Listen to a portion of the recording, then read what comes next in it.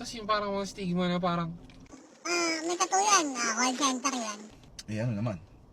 ewan ko bakit parang naging discrimination ng call center. Ngayon? No? Siguro kasi dead-end job. Parang dati yan, narinig ko yan na parang nagkaroon ng issue na minamaliit, di ba? Parang call center lang yan. Tapos yung nagsabi, walang trabaho ang puta. Yung Eh tangin na kasi siya, wala siyang ginagawa, nakakatanggap siya ng ayuda, di ba? Masarap nga naman yun. Bagay. Siguro natutuwa din ako sa mga ibang OG na ano. Hindi OG na original gay ha.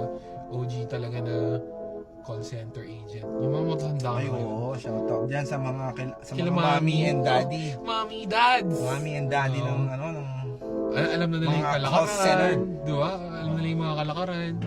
Tapos minsan, wala lang. Parang sila yung kumukompleto rin ng team eh. Kaya na, ano yun, no, feeling ko lugi din sila eh, parang tangin na, bukod sa mga anak nila, pamilya nila, anak pa rin nila yung mga nasa mga bata sa call center, pati mga problema natin, pinapakinggan. Pero problema pa nila, no? Pinapakinggan pa. Shoutout kay Mami Pat. Mami Pat. Mami Pat, I love you, Mami Pat.